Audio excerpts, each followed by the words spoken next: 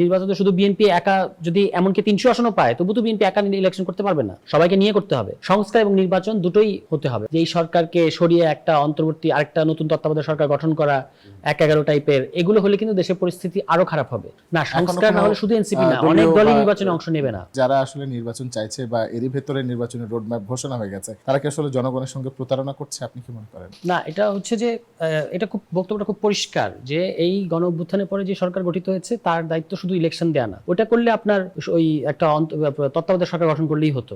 যখন এরশাদের পতনের পরে যে আপনার শাহাবুদ্দিনের সরকার গঠিত হয়েছে, তারা তো ৩ মাসের মধ্যে একটা ইলেকশন দিয়েছে এবং তারা কিন্তু কিছু সংস্কার প্রপোজাল দিয়ে গেছিল পরবর্তী সরকারের কাছে, তারা নিজেরা সেটা বাস্তবায়ন করেনি। এই সরকার তো সেই ধরনের না, একটা এক্সট্রাঅর্ডিনারি সিচুয়েশনের মধ্যে দিয়ে গঠিত। ফলে আপনি যদি রিফর্মের প্রশ্নটা ডিল না করে ইলেকশনে যান, ইলেকশনটাই সুষ্ঠু করতে পারবেন না। এটা হচ্ছে বাস্তবতা। মানে ওই যে জিল বা যে উদ্দীপনা নিয়ে জনগণ এবং অন্যান্য রাজনৈতিক দল নির্বাচনে অংশ নিতে হবে।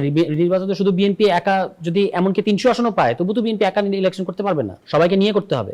সবাইকে নিয়ে করতে গেলে তো আপনার সবার যে ন্যূনতম চাওয়াটা সেটা পূরণ করতে হবে। এবং এই সরকার বারবার বিভিন্ন বিবৃতিতে প্রধান উপদেষ্টার ভাষণে বলেছে যে তাদের 3টা ম্যান্ডেট, বিচার, সংস্কার, নির্বাচন। তো আপনি তো এটা করা ছাড়া, ফলে একটা গ্রহণযোগ্য পদ্ধতি বের করতে হবে যার মধ্যে সংস্কার এবং নির্বাচন দুটোকেই ডিল করা যাবে। আমরা চাই না যে অনন্তকাল ধরে সরকার ক্ষমতায় থাকুক। এটা কে কোথায় কি স্বপ্ন দেখছে সেটা না, আমাদের দলীয় পজিশনে আমরা সবসময় বলেছি যে সংস্কার এবং নির্বাচন দুটোই হতে হবে এবং দুটো হওয়ার জন্য আমরা আমাদের জায়গা থেকে গণপরিষদের কথা বলেছি। কিন্তু যদি আপনি এখন যে পরিস্থিতি, আসলে সংস্কার না হলে এনসিপি নির্বাচনে কি অংশ নেবে?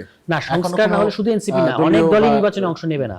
এবং নির্বাচনে অংশ নেয়া না নেওয়ার ব্যাপার না, নির্বাচনের পরিবেশটাই তৈরি হবে না যদি আপনি সংস্কার প্রশ্ন ডিল না করেন। এই যে ঐক্যমত্য কমিশনের এখন শেষ পর্যায়ের আলোচনা চলছে এবং সেখানে তারা আবার বোধহয় বসবে সর্বশেষ পর্যায়ে। সেখানে কি নিয়ে আলোচনা হবে যে কিভাবে আপনি সংস্কারটা বাস্তবায়ন করবেন, কি কি সংস্কার করবেন, ওটা কিন্তু চেকলিস্ট হয়ে গেছে। এখন হচ্ছে কিভাবে বাস্তবায়ন করবেন, এটা সেটেল করলেই আপনার সকল দল ইলেকশনের ব্যাপারে, মানে আপনার ইলেকশনে আসার ক্ষেত্রে তাদের, কারণ এটা ডিল না করলে আপনি মানে কারোর জন্য এটা ভালো হবে না। মানে ইলেকশনটা আপনি যে কোনো একভাবে করে ফেললেন, ঠিক আছে, কিন্তু আরো যে সমস্ত কথাবার্তা শোনা যাচ্ছে যে এই সরকারকে সরিয়ে একটা অন্তর্বর্তী আরেকটা নতুন তত্ত্বাবধায়ক সরকার গঠন করা ১-১১ টাইপের, এগুলো হলে কিন্তু দেশের পরিস্থিতি আরো খারাপ হবে। সুতরাং এই কারণে আমরা বলেছি যে সংস্কারটা এই সরকার করবে, তার ফুল ম্যান্ডেট আছে এটা করার।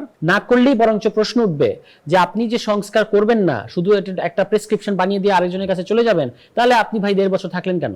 আপনি তো 3 মাসের মধ্যে এই কাজটা করতে পারতেন। যেহেতু তারা ইতিমধ্যেই ১.৫ বছর কিংবা ২ বছরের কাছাকাছি একটা সময় ক্ষমতায় থাকবে, ফলে তাদেরকেই সংস্কার প্রশ্নের সিদ্ধান্ত নিয়ে যেতে হবে।